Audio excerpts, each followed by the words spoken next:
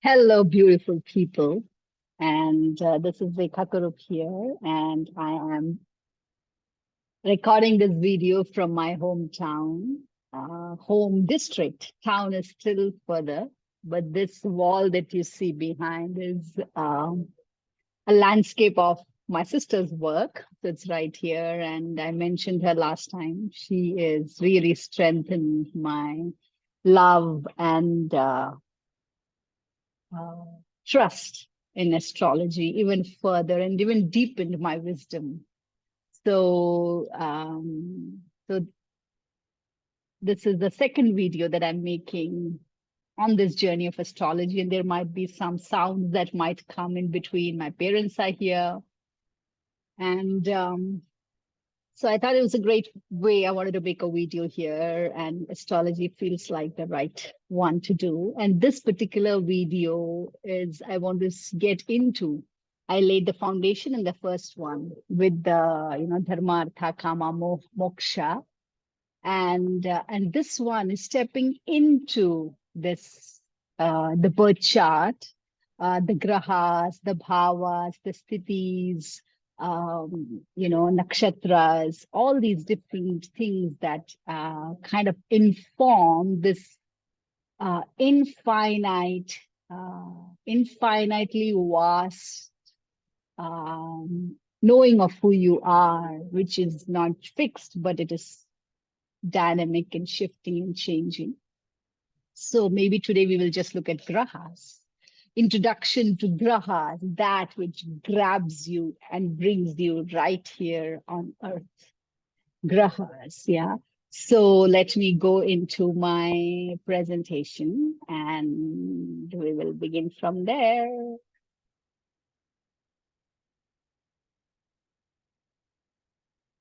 Yeah. So let us begin from where we left off. Yeah. Actually, one slide back. Right here. This is where we went one more step, but I want to start from here. Yeah, living the tree of life. We are all here to live life. And as human beings, we are not just here to live life like every other species. There is more that is possible for us. So our so dharma, kama, artha. Yeah. So these are available. I feel every life on this planet is moving in these three aspects.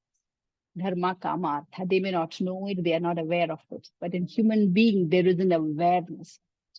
We can refine our dharma, we can refine our kama, and we can refine our artha. Our dharma, kama, and artha doesn't have to be an unconscious, subconscious movement, but it can be conscious, and we can take responsibility, 100% responsibility for this. And this awareness of this is also what leads us to moksha, to be able to be in this roller coaster of our life and to be able to ride this wave of life. When we are able to ride this wave of life in our freedom, that's where this moksha starts opening up, initially momentarily, and then slowly as you go deeper and deeper on this journey, you can let your hands off the steering wheel and be ridden. You're not taken for a ride, but be ridden. Because the minute you're taken for a ride, I hope your hands are back on the steering wheel and you can navigate. But to be ridden, that's moksha. Moksha is to be ridden by the universe. So that's, and astrology actually shows us where we are stuck, where the imbalance is, like many other methods. But astrology is something, it goes from the top to down view. So it's not from down to the top, it's from the very large perspective. You're not narrowing down into your life. So the view is whole. So the view and the perspective in astrology is wholes. Okay. So we each have a unique birth chart. Even if you're born at the same time, we could go to the seconds and find that, there might be a difference in the birth. And sometimes group of collective group of people might be connected through their birth karma, and so our unique birth chart reveals a snapshot of the blueprint of our unique life. Yeah. And it reveals the dharma, artha, kama, moksha blueprint foundational to your unique birth and wisdom.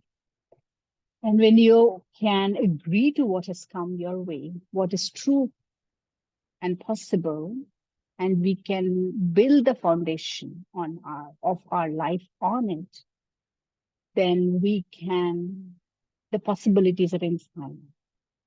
Yeah. And so, and it supports us we have a choice to not keep reliving or being caught in the same entanglement again and again. We can choose to have a different, not even a different, we can choose to find more freedom in our life. So when you look at a birth chart, what all shows up in a birth chart? What are the aspects of birth charts? One is grahas, planets. We looked at that. Grahas are what grab us and deliver our karma to us. So grahas are not just planets. Planet is the English term, but not all grahas are planets. Grahas are exactly that. Grah word comes from home as well. And grahas are that which house or which manifest in a unique combination into this body, and they roll out. They are with the oldest life here, and they are in a way seen as the ones who deliver our karma to us. So they are so in these four aspects of dharma, artha, kama, moksha, the planets play a very important role. Each planet is connected to one of these dharma, artha, kama, moksha, or more than one. And each planet also has a personality and an aspect that is part of each planet, right? So these planets also are connected to our body. Like a muscle is connected to Mars, our bones are connected to the sun. Sun is what gives us vitamin D. Our heart, fire, is connected to the sun. The sun strengthens it. Moon is connected to our psyche. Moon is also connected to our lymph. Moon is connected to our lymph. Lymph is white. Moon is connected to our lymph. Venus is connected to our reproductive system, our reproductive energy, our reproductive movement, navigation, pleasure, sexuality that go around that. Mars is also connection to our will and self-effort. Our intelligence is connected to Mercury, so our brain. Mercury has an influence on our brain. Saturn also has an influence on our brain. Mercury is also connected to our heart. So all these planets, in the way their unique combination brings sensitivity and sensibility to this entire body. So some aspects where Mercury, some of the grahas are weak or don't have that part of that body or the organ or the system, it also has a weakness connected to it. So these are things that, the grahas are very much connected to who we are, how we are born here, and how they influence. And then there are the bhavas. Yeah, so bhava also means emotion. So bhava is to emotion. Bhava is also, I think, enactment. Yeah. So bhava is the house, is this life itself. This life from birth to death is getting enacted on the stage of our life. And this entire stage of our life is represented in the bhavas or the houses. So that's what represents your chart. Yeah, your chart has 12 houses, which starts from the birth, the personality, all the way to the death, which is the 12th house. So it's 12,000 or the death house, but yeah, it's from the head to the toes. Yeah, that would be a better way to say. And so each house, it's like a big house with 12 rooms. Yeah. And you navigate through these rooms at different ways. And sometimes planets and the way they move in the sky can also in the real time influence these houses. So there are real time planets that are moving. And here, when we say planets, the way we are looking at in the houses at the time of our birth. This is what they came. This is the blueprint we came with. But that doesn't mean that's all it is. As these planets move and become active real time in the sky, and they move through the different houses in the sky, or the different zodiacs or the constellation we'll see very soon, they activate certain things in this blueprint. Yeah. And how we meet them and how we navigate them. And, sometimes you might be going, not knowing, suddenly something happens and a whole different reality change happens. How did that happen? So something happened there. If when we look at astrology, you can so if you know your thing, you can just let go. And you have to let go. Otherwise, it becomes difficult to live our life, right? So even the ability whether you can really look at your chart and grasp from it also depends upon the planets that are in your life, right? So bhavas are houses which really the stage on which your entire life gets unfolded. And then there are rashis. So I'm using the Indian word rashi. Actually, here in we call it sthiti. Yeah, it's sthiti as in where is it placed. So in this particular term of the birth chart, where is your sthiti? Sthiti as in talks about where the rashi is placed in the bhava. Yeah. So there are 12 rashis, there are 12 zodiacs in the sky, there are 12 houses, and they may come together in different combinations. And there are 9 planets.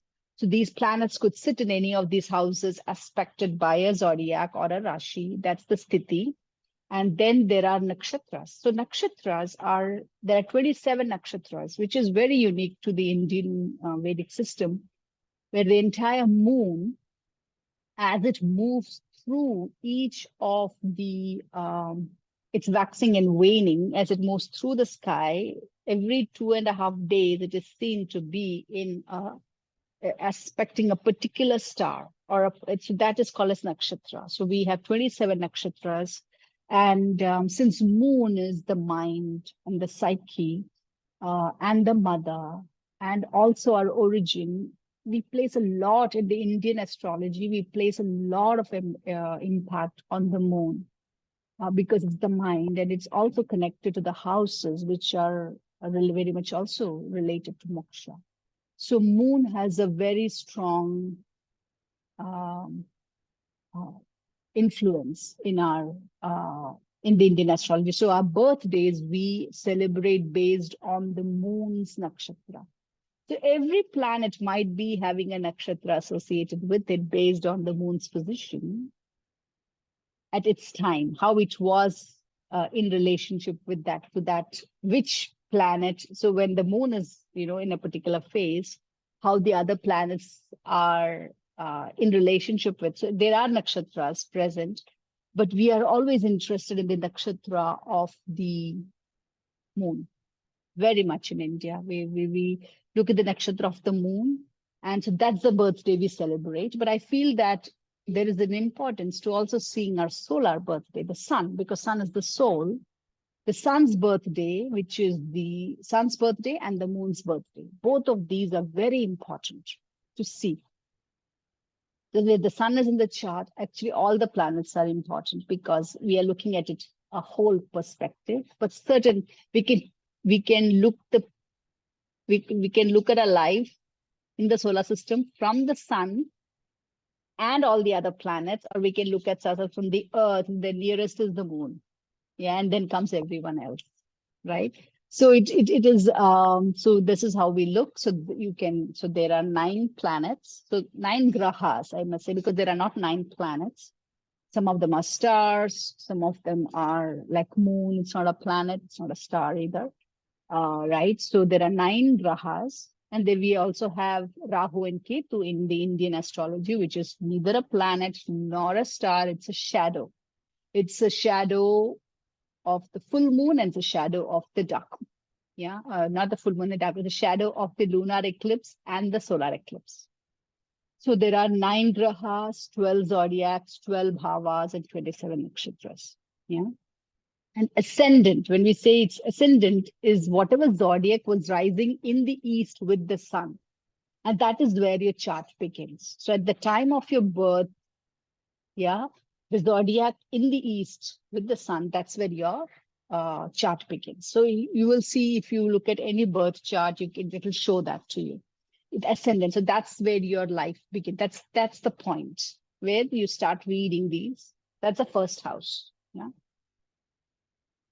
And so there are 9 grahas. Yeah. So grahas are who? Grahas are the actors or the stages of the house. So they are the actors of the stage. So 9 grahas. And these actors are coming into our own system. They are somewhere forming this body. So they are aspecting. So how these actors are in, literally, you can say that if you are a puppet, all these grahas have the strings in their hands. Okay, so it's like that. So as the grahas move, our body also moves. So when we are in alignment with these grahas, we may feel like we are moving. Yeah, our life feels like there is more freedom. When we are in alignment with the 9 grahas, freedom might open up. Yeah, that's why many people, they move. So they say, oh, there's no point fighting here. It's no point.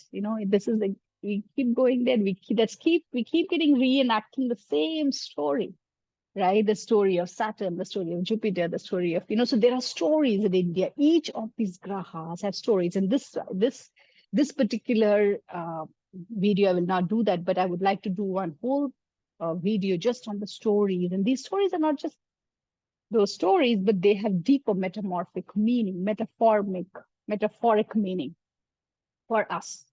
Yeah. So what are the planets? What are the 9 planets? We have the Sun, the Moon, Mars, Jupiter, Venus, Mercury, Saturn, Rahu and Ketu. There's also Pluto and Neptune here. So we are only looking at our solar system, but I am not looking at Pluto and Neptune because maybe we need to pay attention, because Pluto, after a very long 120, 200 years, is now shifted its zodiac. So Pluto takes a long time. So sometimes in our own lifetime, we might never meet the transition of Pluto. Okay.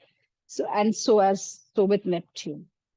So we are really looking at planets who have an effect on us. But and now, since Pluto has shifted recently to another zodiac, we are opening something new. We have not seen that in our lifetime. We don't have anybody maybe on this planet right now, unless you're 120 years or more, who really knows what so it's a new movement. So that's where Pluto and Neptune become very important. So if you see that these years and timelines are not something cognizant, they're not something insignificant. They are real time happening in our solar system, and they have an impact.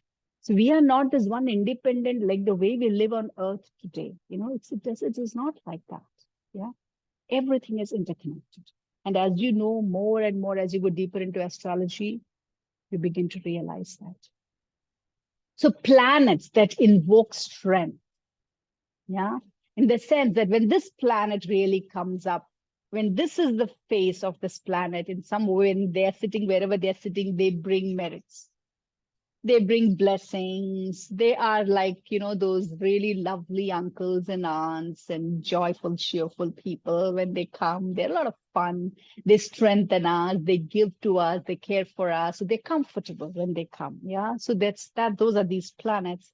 And those who invoke vulnerability. So I'm not using the word as, malefic and benefic. So they would say brings benefits. I don't see things as benefits. I feel everything is a benefit. So these planets, they bring vulnerability, like sun, heat of the sun. Imagine that. You want to be famous, you want to go there. It also brings vulnerability. Similarly, Rahu, Ketu, Saturn. Saturn is one of the best planets because it's like a jeweler who will put you through so much fire so you could shine. It is the one who will bring metaphoric changes from the caterpillar to the butterfly. But the process is extremely excruciatingly painful. But Saturn will make it possible for you to become a butterfly. It will beat you down till you learn your lesson. Yeah, so that's Saturn. So it really invokes a vulnerability. Mars is like that. Mars is the general of the battlefields. It's about fighting our battles. And of course, sometimes some of us might not have. If you have a weak Mars, then you are many times in a victim place. You might have the victim idea of life. And if your Mars is true dominating and power over, then you have a perpetrator narrative can happen. So what is this Mars, which is neither victim nor which gives you effort because we need Mars. Mars is the very strong masculine who can protect us, who can navigate boundaries, who allows, supports us to set up boundaries, who protects our will. So Mars is what gives us self-effort and will to meet our calling, right? And similarly, moon, if you see, moon can be both strengthening and debilitating. And even this is not very true. Yeah. A waxing and full moon is a light energy, and a waning and dark moon is a down energy. So that means some of your openings of vulnerability might be through the waning phase of the moon. So this is again something to really be aware of. Some the planets that bring strength and the planets that bring vulnerability. So when you're looking in your chart, you will see where are these planets placed. So it's the same way zodiacs also are strong. There are some zodiacs which are very strong, and then some zodiacs are one which invoke vulnerability. So if you have a vulnerable planet sitting in a vulnerable with connected to a vulnerable zodiac, the vulnerability increases. Similarly, in the houses, there are houses which bring us strength. You know, the rooms in our home. Some rooms you go, they are wonderful rooms, they bring joy. And there are some rooms which are dark and which bring fear and things like that, vulnerability, anger, or sadness, and So when a planet sits in that house, a vulnerable planet sits in a weak house, sometimes it might gain strength. The opposite happens, or it might get more debilitated or weakened. Yeah. Or sometimes a strong planet sits in a weak house and it might feel like this fight going on in our life. Yeah, though we have everything, there is something that's continuously weakens us and keeps us vulnerable. So these are some languages to know, planets. And then, okay, so before we even go into the planets, this is a shloka, this is a Sanskrit shloka that remembers all the planets. And if you are wanting to really deepen into astrology, or maybe not, you want to build a relationship with planets because the planets are not just there, they're also strengthening and bringing the strength and vulnerability in the body. To chant the shloka. Okay? So let's just take a moment while I say this. Yeah. Adityaya Somaya Mangalaya Budhaya Cha Guru Shukra Shanibhyascha Rahuve Ketuve Namaha Adityaya Somaya Mangalaya Budhaya Cha Guru Shukra Shanibhyascha Rahuve Ketuve Namaha Adityaya Somaya Mangalaya Budhaya Cha Guru Shukra Shanibhyascha Rahuve Ketuve Namaha. Om Shanti Shanti Shanti. So here are the planets. The sun, the biggest star of our solar system, the star of our solar system. The moon, the Mars, the red planet Mars. Then we have Mercury, which is this bluish, silverish planet. Then we have Jupiter, the biggest planet in our solar system. It is actually the protector of Earth. It really protects Earth because of its size and the way its angle is with the Earth. It does not let things come to us. Yeah, so it moves in a way that things that come from the Jupiter, it blocks it, it breaks it down. Yeah, and then we have Venus, the white planet, which we see now in the sky. So we see it for so many days during autumn and spring, and then it disappears, and then it again comes back in view. So it's also one of the planets which has a lot of myth and stories in the Mesopotamian and in the feminine myth. There are a lot of myths connected to Venus, which is also Inanna, the goddess Inanna. And then we have Saturn. So Saturn as a planet, Jupiter, Saturn, it comes after Jupiter. Now we know that it has like 80, 90 moons. And Jupiter too has a lot of moons. And Saturn, those rings are there. Saturn is a gaseous planet. There's no body. So if I drop you on top, if I get dropped on top, why would I drop you? If I get dropped on top, I would just fall from the other side. So it's just gas. Yeah. So Saturn has no body. Yeah. It's a gaseous planet. And it's also a planet which exerts a lot of power on Earth. They're only beginning to discover this. Saturn exerts a lot of power on Earth. Yeah. And then we have those two shadow planets. So first you see a lunar eclipse and a solar eclipse. So that's a Rahu and Ketu. Rahu is the red one, Ketu is the other one, the black one. Yeah. So these are the 9 Grahas, which from the Earth. So, who am I? I am Earth. So my formation, I am Earth, female, my formation here on this earth and this life incarnation has to do with them. Just like Earth itself came into existence through this, they're all connected, they're all in relationship with each other. So those are the planets. And now let us look at sun. And so sun, there are, as I go deeper into it, as I hear astrologers speak, there are thousands of associations with each planet, thousands. Okay. I am just picking things which I love. Okay. But those are not all. Okay. So I just want to make it very clear here. Things that invoke, fun for me, I'm doing that. So, like sun is not just the king, the father, sun is also the soul. Earth moves around the sun. So sun is our soul. Sun represents the king. It's a kingdom, then sun is the king. It's the king of our solar system, right? And sun is the father. In our life, sun represents the father. Sun represents our soul. Sun also represents governance. Yeah, that keeps things running. So governance, government-related things, they are all also connected to sun. Yeah? So anything that is connected to sustenance of life, that brings light to life, we won't exist without the sun. So if you understand the sun, how every day, the way the sun, if it disappears, we will all disappear, right? So there is a connection to our own life and the earth's life, the way exactly how earth is and how this light supports us. So sun is the source of that. Okay? Then comes the moon. The moon is the mother.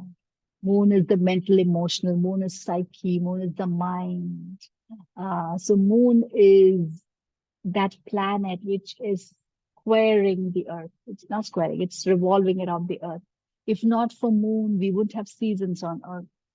It's exactly the way moon is locked, is also how it keeps earth in its axis and rotating, and it brings gravitation force. There's so many things about the moon, which is connected to, for a woman, it's connected to also, this awakening of the woman psyche.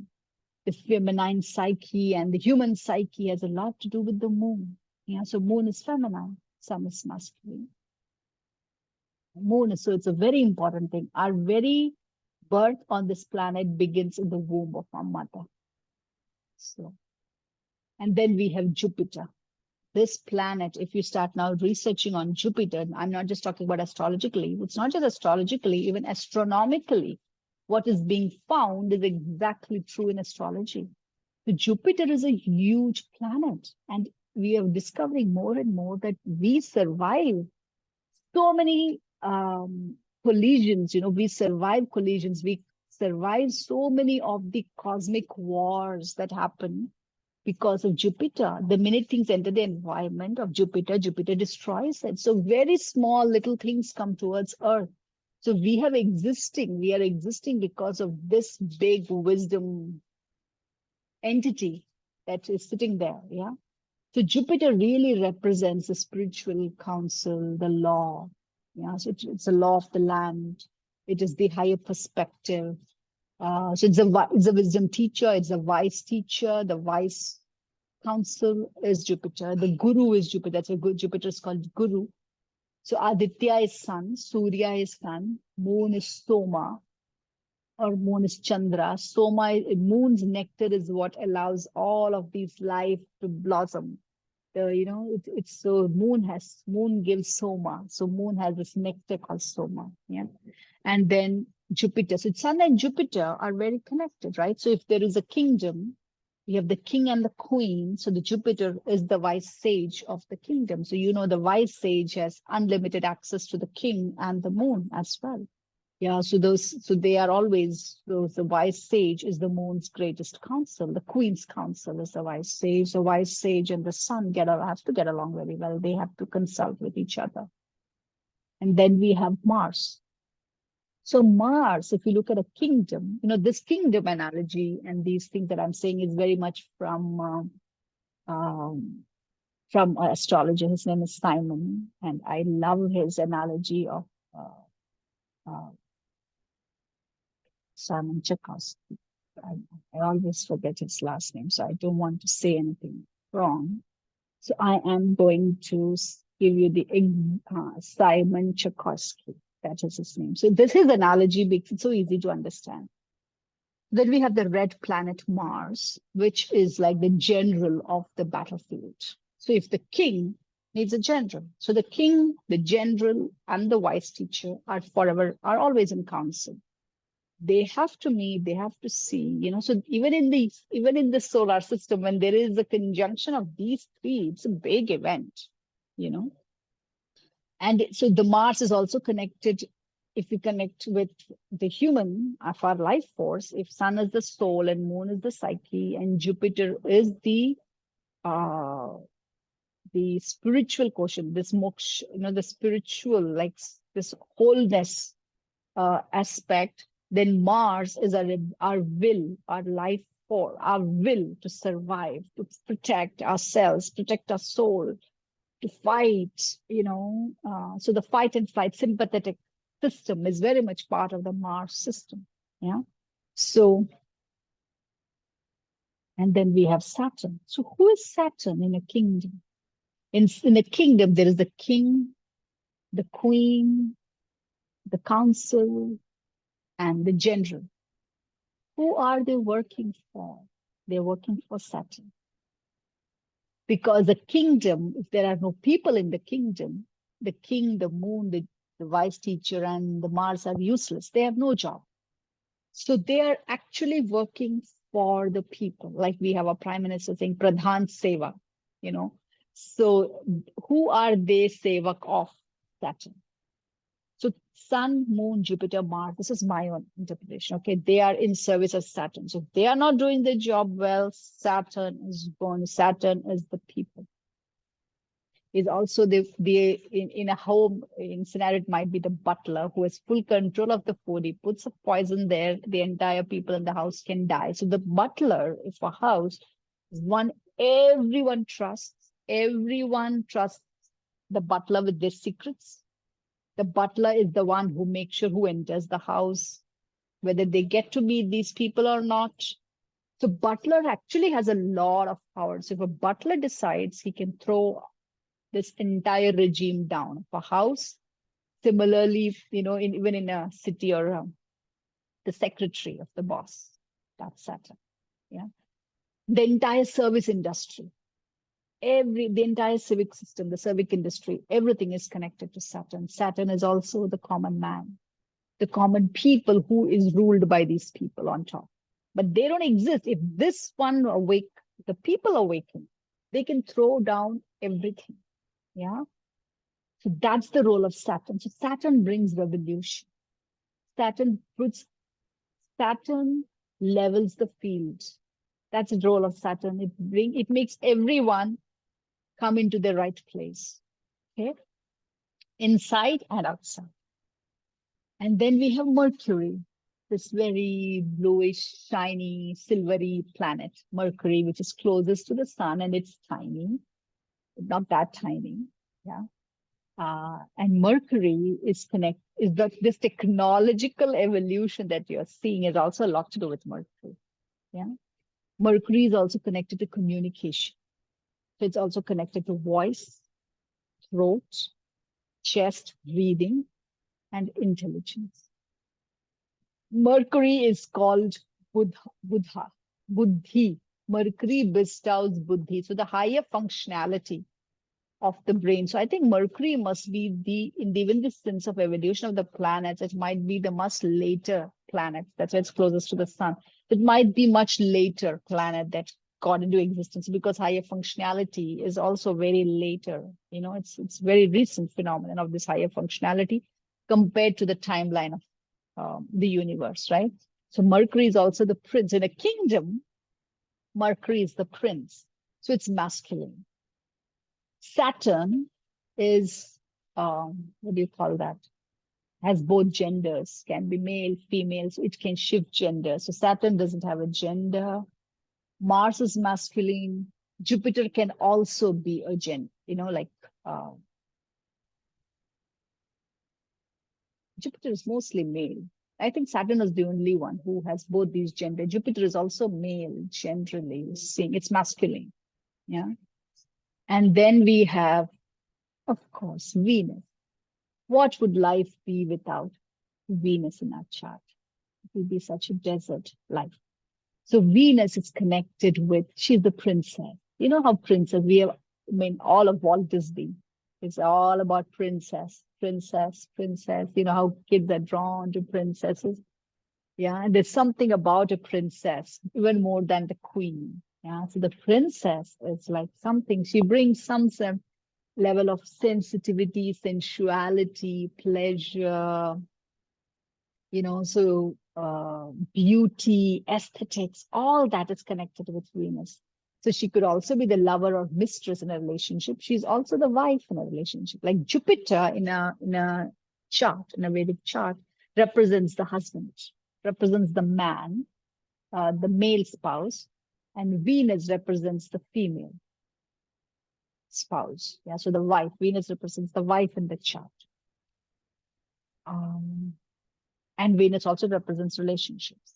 So many of Moon also can represent relationship. Moon represents the mind or the psyche that shows up in a relationship. And Venus is connected to a reproductive system. So literally Venus, really represents that kind of sexual Shukra. Yeah, and Shukra is also the word for reproductive fluids. Yeah. So Venus is in Indian thing called Shukra. And then we have the Rahu and Ketu. They are a pair. You cannot separate them. There is Rahu and there is Ketu. Yeah. And so Rahu is the red one, Ketu is the black one. Okay? And they are the outsiders. Yeah. So Rahu represents paternal ancestry and Ketu represents maternal ancestry.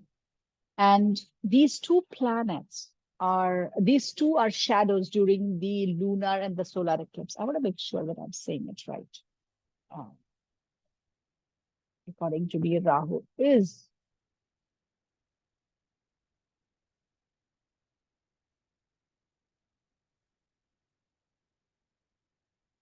the solar eclipse. Yeah, they're together called as, Rahu is they're the north and the solar, north and the south lunar nodes. And the eclipses occur when the sun and the moon are at one of these points, right? That's when the eclipse happens. So Rahu is responsible for causing the eclipse of the sun. So you can't see the sun. So Rahu is actually the solar eclipse, which is the dark, when the sun is fully swallowed. Okay. Yeah. So the solar and that itself must be something to do with my own chart that I keep always getting confused about this Rahu and Ketu as the lunar node.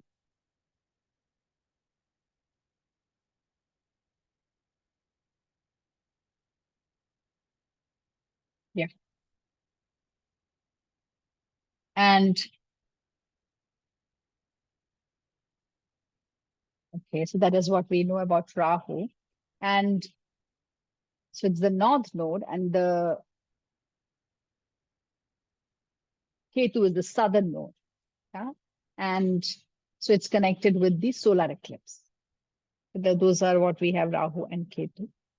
And they're also associated with the paternal and the maternal ancestry. I already said that. I'm still trying to figure this out, that I'm not giving you wrong information. Yeah.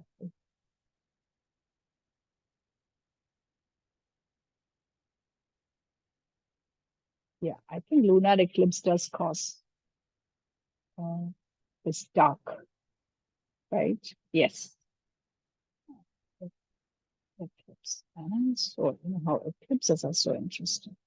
Okay. So lunar eclipse is so I was right. So red is the Rahu and black is Ketu. Okay, Ketu is black.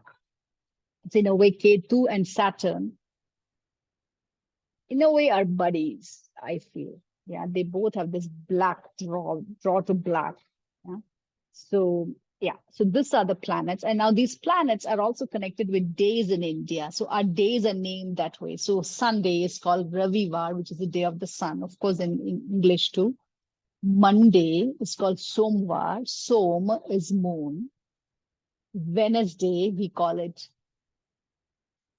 Mangalvar, which is connected with Mars. So Monday is moon, Tuesday is Mars, Wednesday is Budhavar, which is connected to Mercury. And Thursday is called Guruvar, which is connected to Jupiter. Friday is called Shukravar, which is connected to Venus. Saturday is called Shanivar, it is connected to Saturn. And then we come back to Sunday. And now I wanted to show you, these in India, these 9 grahas, they're big deal. They're not just some planet there. They are also have form. They have animals associated with it. They have grains associated with it. They have colors associated with it. They have plants associated with it. So they are very much connected to the formation of Earth and all the species that exist on Earth. They have an influence on it. So if you look at in this thing, like I want to show, this is a very old picture, of the planets. And it's interesting. I saw that this is in the Australian National University. Yeah. So this is the sun in the center, riding the chariot, of the 7 planets. All the 7 planets are held, the sun. And then we have the Mars. So if you look at Mars, it's also connected with Aries, which is the zodiac. So you have the ram there with Martian, the representation of Mars. Then we have Jupiter, where a white elephant, Airavat, or elephant is connected with Jupiter, the wisdom teacher. Then we have Moon, where you have the Chandrama, and the animal is antelope or deer. It's connected with Moon. There is also water. Its color is blue. And then we have Saturn, which is buffalo, and it's also crow. So it's dark, black, crow and buffalo, both are connected with Saturn. And many times dog as well is connected to Saturn. And then we have Mercury. Mercury is connected with lion. Mercury in some scenarios are also connected with the elephant. So then you can see that. And then we have Venus is horse. Venus most of the time is horse. I think Venus could also be the swan. So that's Venus. It's wisdom. You can see it's communication. It is holding the 4 Vedas, and the nectar. So it is really the bestower of many things. So we can see the Venus and Moon have something similar there. They both are holding the nectar. Yeah, they both are holding the nectar. And then we have Rahu. And then we have Ketu. So Rahu is actually it only has the head and no body. And Ketu is the body, but not the head. So in a way, Rahu and Ketu, when they come together, they form the whole human being. So in some ways, I feel the emergence of Rahu and Ketu in the astrology represents the human split, the spirit body split, the mind body split that we have. It represents that. So here I have another picture with the yantras here and the colors as well. So you can see the colors of the, sun is orange, red. Here you can see elephant here. You can see the moon and the antelope or the deer. Then we have Saturn. Here you can see the crow and a very old man. Saturn is old, very old. So in this entire planet, in this grahas of the 9 grahas, Saturn is the oldest. Unless we bring Pluto and Neptune, they are older. But Saturn is the oldest here in this 9 system. We have the sun, we have the Mercury. Here, so you can see Mercury is green and Mercury is green. So you want to really bring Mercury in communication, have green, associate, wear green, be in color with green. Jupiter is actually orangish, saffron or orangish color is Jupiter. Then we have Rahu here. So you can see just the head. So, and Rahu is also the tiger. And Ketu here you can see the snake and vulture. Ketu is connected with vulture. So all the serpent shrines in India, wherever you go under trees, you can see the serpent shrines. You know, those are connected with Rahu Ketu. They are the serpent. Rahu Ketu is a serpent whose head got severed, and there's a whole story around it. Yeah, why it got severed. And so Rahu Ketu represents that serpent energy. So in a way, I feel it is also the reptilian freeze, sympathetic, something to do with this polyvagal system as well can be seen here. And now I wanted to show you who, in most South Indian temples, I think maybe even Maharashtra, I don't know, but most South Indian temples, you will see the Navagrahas. They are called Navagrahas, 9 planets. There are statues to it. In Kerala, they don't exactly have a statue, we just have stone structures, but they are there. They are made offerings every day. People will pray to them, people will circumambulate them. So there are different ways you can see the different colors that they are wearing, which are changed and worshipped, and you know, so it's huge. So I feel these planets are really holding this land very much, in spite of all that chaos that exists here. Yeah, these are these different ways. So wherever you go, if you see them, just go offer your prayers, bow down. Yeah. So those are the planets. And now I want to show you also the inner kingdom, the kingdom of our life, the sun, the soul, the king, the father, the mother. The sun works with these two. The soul can really exist when these two, our wisdom system and our defense systems, are working well. Then the soul can really engage here. The psyche is present. So if a relationship with a mother is impacted at birth, our psyche can be messed up. So then the psyche and the soul's connection gets impaired. And the Jupiter and the Mars, the defense and the wisdom system also go away. So this mother psyche system is so important. In India, everything is around the moon to really support this, in a way. Then we have the intelligence, the beauty, order, people, structure, all that. And I feel like and in many, this is something that the incarnate. We have come here to realize Rahu. Yeah. So the split of the head and body. So Ketu, the shadowy planet, wherever it shows up in your astrological chart, it also represents your past accumulated karma or learnings and knowings and impressions. Yeah. It's connected to the body without the head, but without the head, the body has nothing. And Rahu is the head, which has come here to experience everything. But the most it experiences, there's no body to really experience it. So there's a huge disconnect here, right? So this coming together. So if you look in your chart and focus on your Rahu and Ketu, and whatever your Rahu is, that is where also we'll meet a lot of our resistance. So in this life, we have come here to experience or realize or be comfortable and to expand our Rahu through the influence and support of everything else.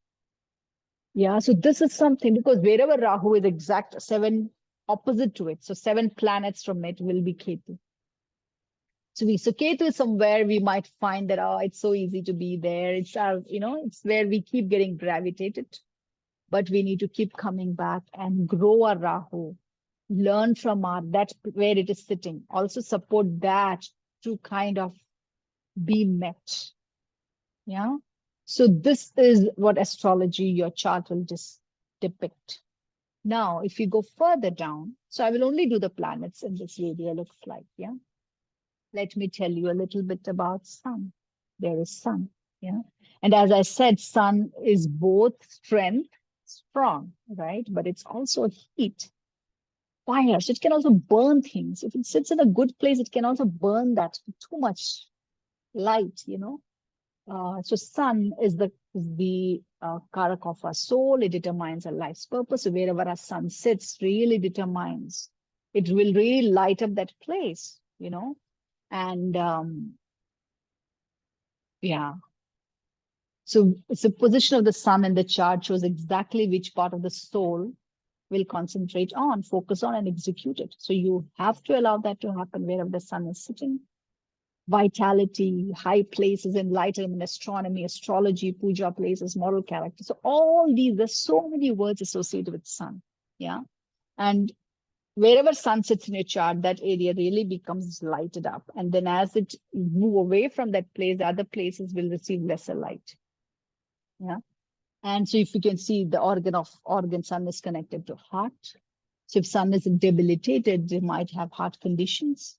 So body parts, you can see all the bone, right eye, skin, belly, head, all these are connected to heart. It rules the planet. It rules the zodiac Leo. So if you look at Bhava of the house, we'll come there. Sun is in the 5th house. So sun really rules the 5th house because it is Leo. Yeah, Aries, Taurus, Gemini, Cancer, Leo. So sun is the 5th. Yeah. And sun is connected to dharma. Yeah. So sun, wherever sun is, it really influences your dharma. It is connected to sight, sense of sight, vision. It is connected to Sunday. It also shows up or influences relationship with your father. The quality of sun is actually steady and standalone. Nature is light.